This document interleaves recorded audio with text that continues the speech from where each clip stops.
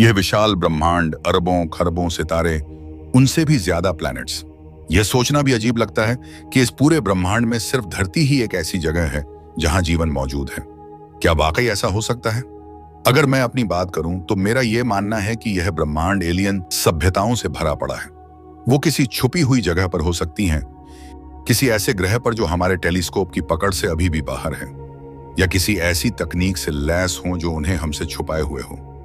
असल में हमने अभी बस खोजना शुरू ही किया है। हमने पूरी गैलेक्सी तो छोड़ो, अपने आसपास के कुछ हजार तारे ही ठीक से नहीं खोजे हैं। हमें लगता है कि हम बहुत कुछ जानते हैं, पर सच तो यह है कि हम अभी भी एक कॉस्मिक अंधेरे में हैं। ऐसा समय आ भी सकता है, या शायद कभी ना आए, जब हम किसी दूसरी सभ्यता से संपर्क कर पाएं।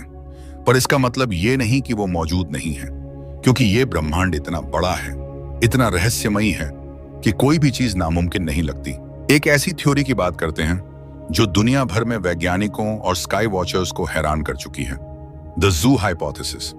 इस थ्योरी के मुताबिक हो सकता है कि उन्नत एलियन सभ्यताएं हमारे अस्तित्व से पहले से ही हमारे बारे में जानती हों, लेकिन वे जानबूझकर हमसे संपर्क नहीं कर रही।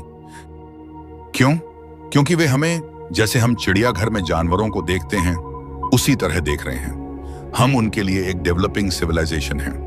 वो हमारे विकास को, हमारी संस्कृति को, हमारी सोच को बिना हस्तक्षेप के ऑब्जर्व कर रही हैं। ठीक वैसे ही जैसे वैज्ञानिक जंगल में किसी जानवर की जाति को बिना परेशान किए उसकी नेचुरल बिहेवियर को समझते हैं, और जब तक हम किसी खास स्तर तक नहीं पहुंच जाते, शायद वो तब तक हमें खुद से मिलने की अनुमति ही नहीं देंगे। इस थ्योरी को और भी रहस्यमयी बनाता है वो विचार कि क्या हम पर कोई नजर रखी जा रही है। क्या आसमान में दिखने वाले कुछ रहस्यमयी ऑब्जेक्ट्स, यूएफओज, असल में वही एडवांस्ड ऑब्जर्वर्स हैं? और अगर ऐसा है तो क्या हम किसी कॉस्मिक टेस्ट में हैं? क्या हम प्रूव कर रहे हैं कि हम मैच्योर हैं, या हम खुद को तबाह करने की तरफ बढ़ रहे हैं? वैज्ञानिकों ने अब तक हजारों ऐसे एक्सोप्लैनेट्स खोज लिए हैं जो अपने तारों के हैबिटेबल जोन में हैं, यानी ऐसे स्थान जहां जीवन के लिए सही तापमान हो सकता है। हमने कुछ ग्रहों के वायुमंडल में ऑक्सीजन, मीथेन और कार्बन डाइऑक्साइड जैसे संकेत भी देखे हैं। ये सब जीवन के संभावित निशान हैं।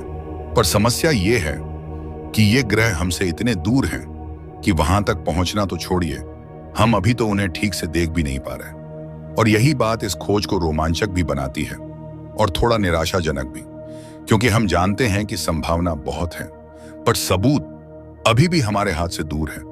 लेकिन हम रुके नहीं हैं। हर दिन नए टेलीस्कोप, नई तकनीकें, नई खोजें इस संभावना को और मजबूत करती जा रही हैं कि हम इस ब्रह्मांड में अकेले नहीं हैं। शायद हम अभी कॉस्मिक दुनिया के बच्चे हैं, एक बहुत बड़ी इंटरगैलेक्टिक सभ्यता में, जहां हम खुद को साबित करने की कोशिश कर रहे हैं। और शायद एक दिन हमें कोई ऐसा संकेत मिलेगा, कोई ऐसा संदेश जो ये साबित कर देगा कि हम अकेले नहीं हैं। या शायद हमारी पहली मुलाकात बहुत पहले ही हो चुकी है, बस हमें उसका एहसास नहीं हुआ।